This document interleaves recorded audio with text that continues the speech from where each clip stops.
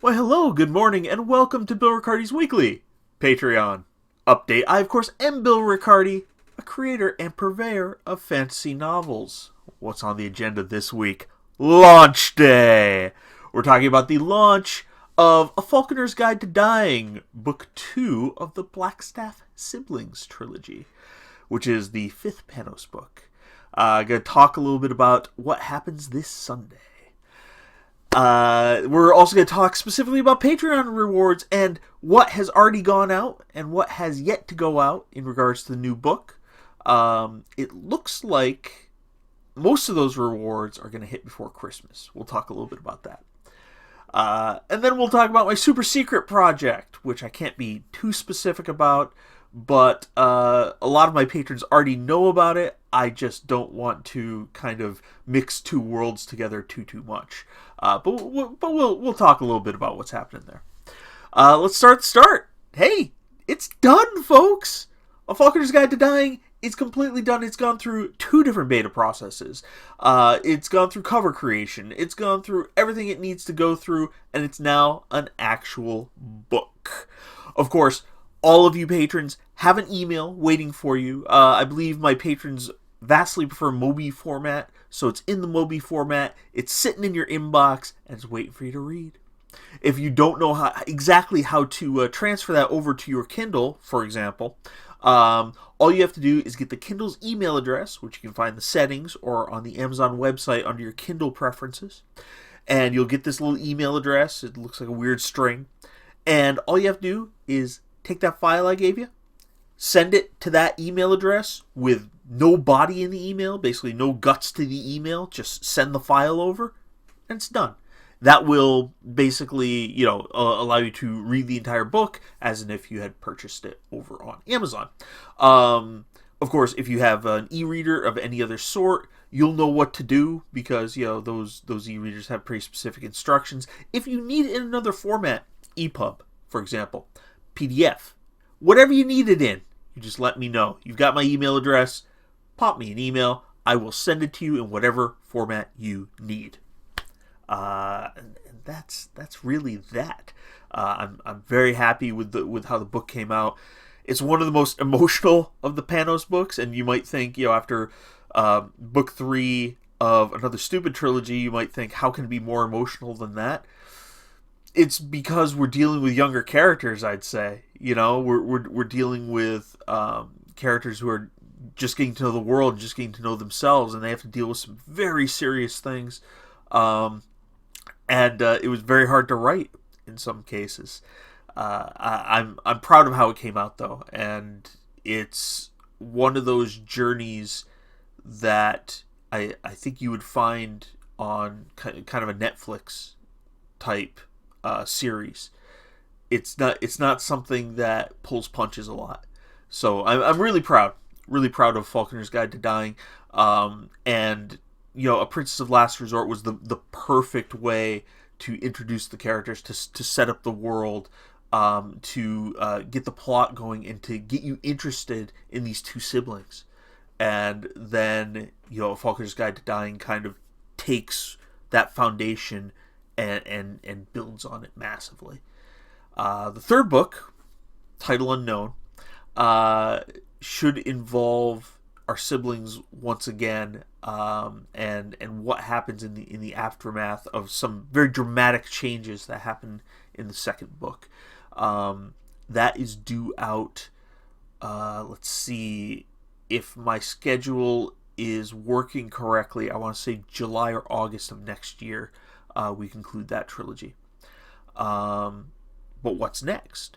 What's next, as far as the mainstream books, has got to be the third book of the Ihi saga, and so we get to we get to revisit our friends with Ihi and Isidore and Lucas and all the supporting characters that come with that, and the powerful transformation that they got to go through at the end of the second book with them.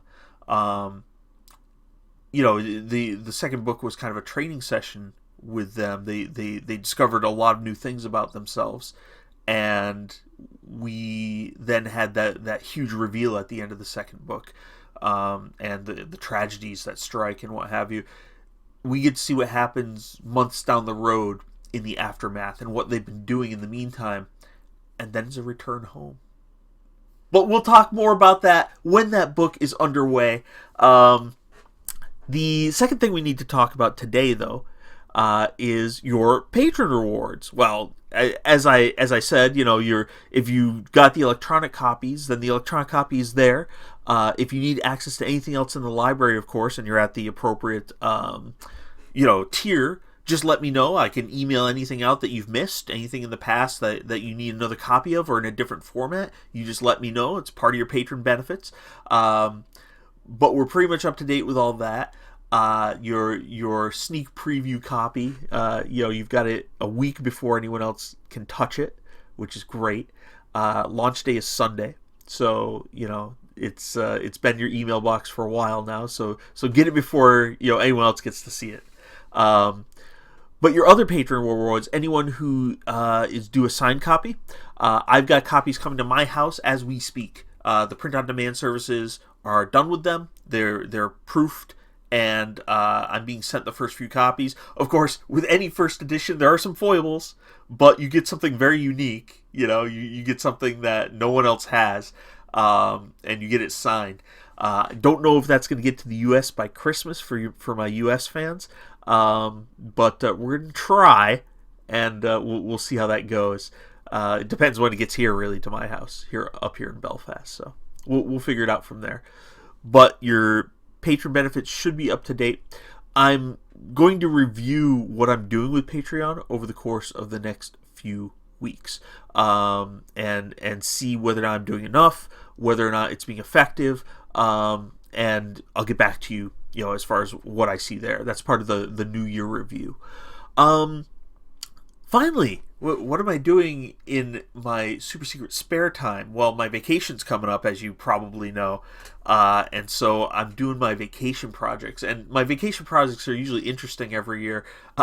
This time, there are some racy things going on, and some of my patrons know about it.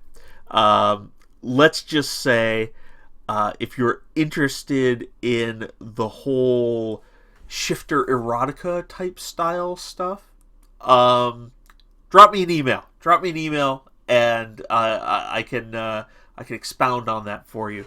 It is under a pen name. I do ask you to keep the pen name under your hat, but I would not withhold that from my patrons should they wish to partake of such things.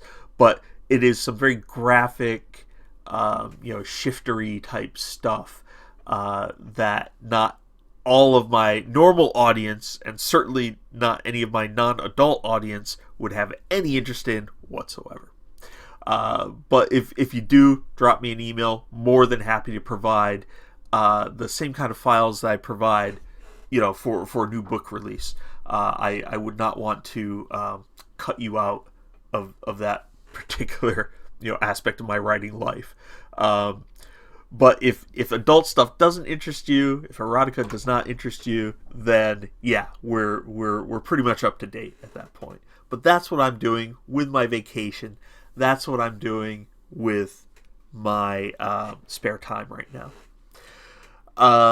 So there you go. We're up to date. This is the second to the last non-holiday broadcast. You're about to see a tail go in front of your screen. Whoop! That was Loki, of course. I got him. Loki wishes you a happy holiday. If he doesn't catch you by next week.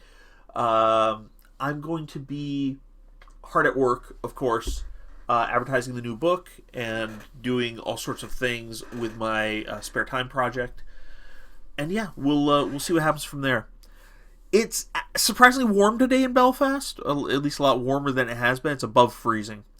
Either way, bundle up out there if you're in a cold place. I just talked to my parents, and they got 20 inches of snow over one weekend. It's crazy. That's Massachusetts, by the way. But anywhere else that you might happen to be, dress well for the weather, have a safe and a relaxing weekend, and we'll talk to you next week. Bye-bye now.